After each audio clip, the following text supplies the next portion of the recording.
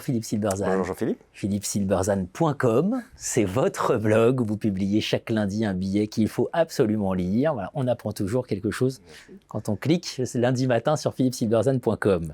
Vous êtes professeur de stratégie entrepreneuriale à EM Lyon Business School. Philippe Silberzan, une des leçons de l'innovation, du management de l'innovation, c'est que finalement, une nouvelle technologie, c'est pas statique, ça améliore ses performances au cours du temps. C'est ça qui la rend imprévisible. Voilà, elle est imprévisible parce qu'effectivement, elle commence à un certain niveau de performance et sur certains de ses critères, elle améliore sa performance, parfois sur de très longues années. Il y a de multiples exemples et on peut prendre celui de la traduction automatique. Elle émerge en 2005-2006 avec un outil qui s'appelle Google Translate, Google Traduction.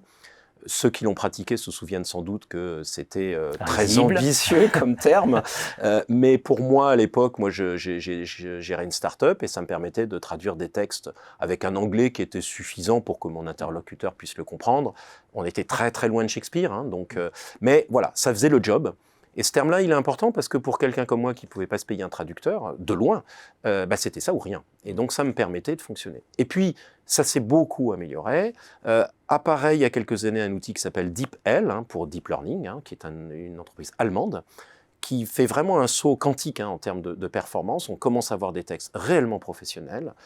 DeepL s'améliore encore il y a un an à peu près, puisqu'il lance quelque chose qui s'appelle DeepL Write.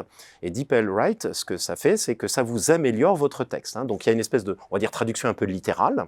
Et puis après, il y a une amélioration de votre texte qui, là, va produire un texte de qualité équivalente à, et je l'ai fait tester par un de mes amis anglophones, qui m'a dit on ne peut pas distinguer et savoir que ça a été rédigé à l'origine par un non-français.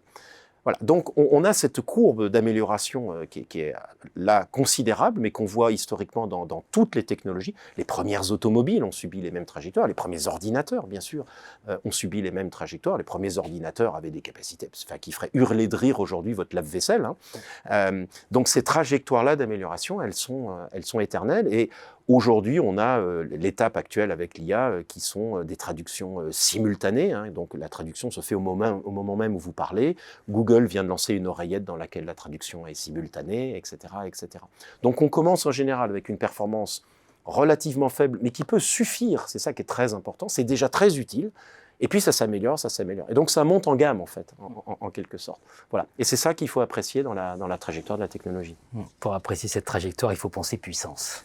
Donc au-delà de la rationalité, soyez imaginatifs pour essayer d'anticiper un peu tout ça. Et ce qu'est capable de faire la technologie au fil du temps, parce qu'elle s'améliorera au fil du temps. Exactement. Merci Philippe Silberzan. Merci Jean-Philippe.